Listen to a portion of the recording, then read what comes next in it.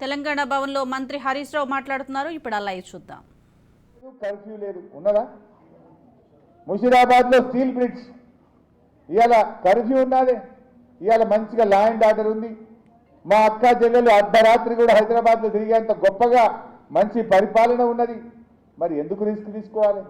మంచిగా ఇది proved party, proved ప్రభుత్వం, టెస్టెడ్ ప్రభుత్వం, టెస్టెడ్ గవర్నమెంట్, ప్రూవ్డ్ గవర్నమెంట్. ఇంత మంచి గవర్నమెంట్ ఉండగా ఒక్కసారి అంటే అయ్యో పాపం అంటే ఆయన తాగమైపోతాం. ఆలోచన చేసుకోవాలి. ఇలా మనం మంచిగా సుఖంగా ఉన్నాం. ఒక్కొక్క కష్టాలు తీరుస్తా ఉన్నాడు కేసీఆర్. ఒక్కటొక్కటి చేసుకుంటూ వస్తున్నాడు. మధ్యలో 2 ఏళ్ళు కరోనా పడ్డది. పెద్ద నోట్ల రద్దుతో ఆర్థిక మాంద్యం వచ్చింది. అయినా రాష్ట్రం అభివృద్ధిలో ముందుకు సాగుతూ ఉంది. ఇటువంటి పరిస్థితుల్లో మనందరం కూడా ఇవాళ ఆలోచన తీసుకోవాలి. బాయికాడ 24 గంటల కరెంటు పక్కాగా ఇయ్యంగా ఈ కాంగ్రెస్ పార్టీకి ఓటేస్తే రిస్క్ కాదా? నీకు రైతు బంధు కింద ఎకరానికి 10,000 పక్కాగా బ్యాంకులు పడుతుండగా అనవసరంగా ఈ కాంగ్రెస్ పార్టీకి ఓటేసి రిస్క్ తెచ్చుకుందామా? కర్ఫ్యూ లేకుండా హైదరాబాద్ ప్రజలు సుఖంగా హాయిగా బతుకుతుండగా ఈ కాంగ్రెస్ పార్టీకి ఓటేసి కుర్చీల కోసం హైదరాబాద్లో మత కల్లాలు సృష్టిస్తే అది మనకు రిస్క్ కాదా? అవ్వ తాతలకు నెలకు 2,000 పింఛన్ ఇస్తా ఉన్నాడు.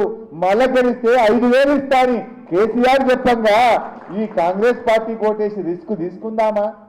ఆడపిల్ల పెళ్లి కలుగుతుందంటే బరువుగా ఫీల్ అయ్యే అక్కకు, ఆ చెల్లెకు ₹1,00,000 షాదీ ముబారక్ కళ్యాణ లక్ష్మి కింద మన కేసీఆర్ ఇస్తుండగా ఈ కాంగ్రెస్ పార్టీ కోటేసి రిస్క్ తీసుకుందామా? మనకెందుకు రిస్క్? కడుపులో చల్లగదలకుండా కేసీఆర్ ఈ ప్రభుత్వాన్ని దేశానికి దిక్సూచిగా నడుపుతుంటే హాయిగా మన కేసీఆర్కు ఓటేద్దాం. ఈ రాష్ట్రాన్ని హైదరాబాద్ను మంచిగా అభివృద్ధిలో ముందుకు తీసుకొని పోదాం.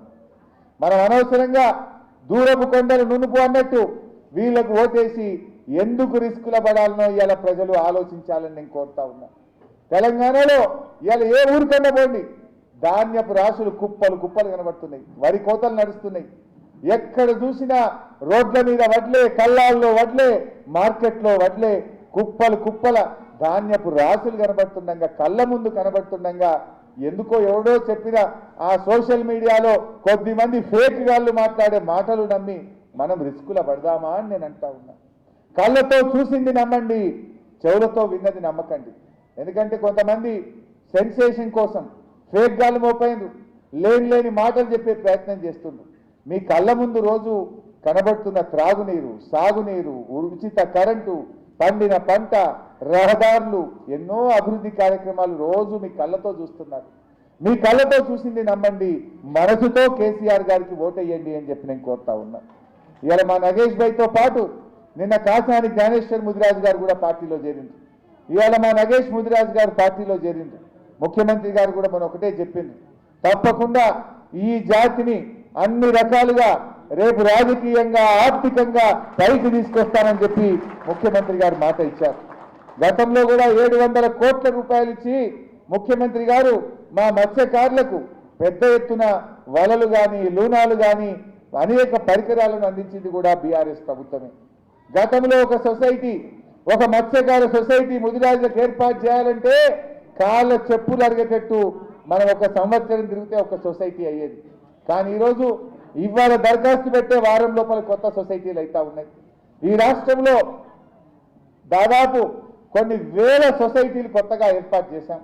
ఒక 2 లక్షల మంది ముదిరాజులకు, గంగపుత్రులకు కొత్తగా సొసైటీల్లో సభ్యత్వం కల్పించి వారికి బీమా ఇచ్చాం. వారికి ప్రభుత్వ పథకాలు వచ్చేటట్టు చేసింది కూడా మన ముఖ్యమంత్రి కేసీఆర్ గారు. ఇంతకుముందు రాష్ట్రంలో ఎంతమంది సొసైటీల్లో సభ్యులు ఉండనో ఇవాళ అంతకు మించిన సభ్యులను ఈ 10 ఏళ్లలో చేసి కొత్తగా మత్స్యకార సంఘాలను బలోపేతం చేసినాం. సొసైటీల్లో కొత్త సభ్యులను చేసినాం, కొత్త సొసైటీలను ఏర్పాటు చేసినాం. ఇవాళ గ్రామాల్లో ఉండే చెరువుల మీద కూడా మా ముదిరాజులకే హక్కులు కల్పించారు. గతంలో ఏముండేది? గ్రామ పంచాయతీ కుంటలు, గ్రామ పంచాయతీ చెరువులని ఉండేవి. అది సర్పంచ్ గారి పెత్తనం ఉండేది. సర్పంచ్ గారు యాక్షన్ పెట్టేటోడు.